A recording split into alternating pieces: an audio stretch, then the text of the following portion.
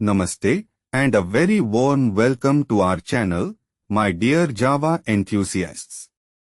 Today, we are diving deep into a super important and practical topic in Spring Boot, profiles and configuration. Imagine you are building a fantastic application.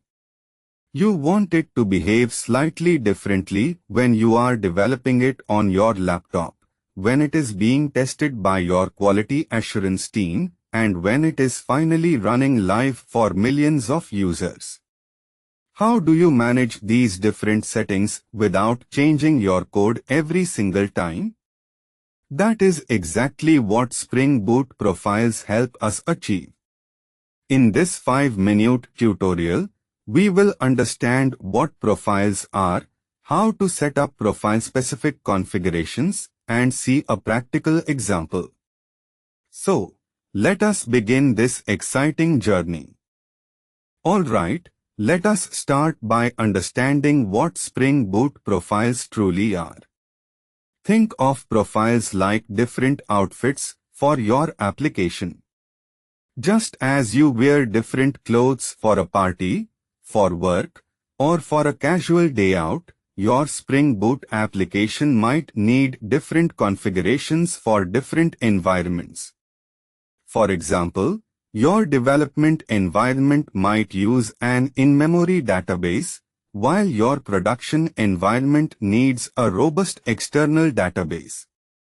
Profiles allow you to define these environment-specific settings. They provide a powerful mechanism to segregate and manage configuration properties based on the active environment. This means you can have one codebase, but multiple configurations, making your application highly adaptable and maintainable. It is a fundamental concept for building robust enterprise applications. Now that we understand the concept of profiles, let us see how we actually define and use them. Spring Boot makes this incredibly simple. The most common way to define profile-specific properties is by using separate configuration files. For instance, you can have a general application.properties file for common settings. Then, for your development environment, you would create application.dev.properties, and for production, you would create application.prod.properties. Spring Boot intelligently loads properties from the general file first, and then overrides them with properties from the active profiles file.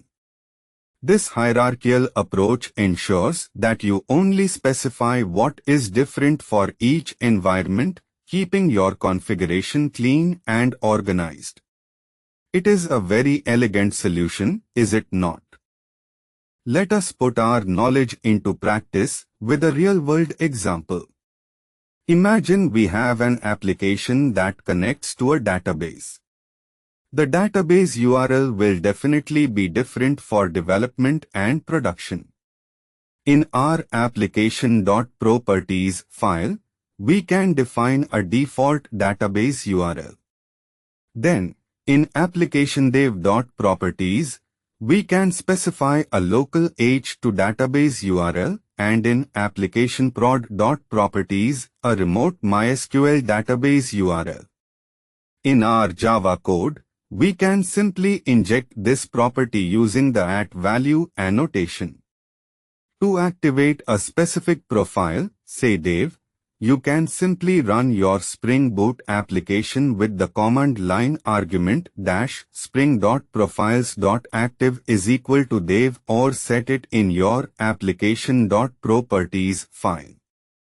This flexibility allows you to seamlessly switch configurations without recompiling your code. Truly powerful.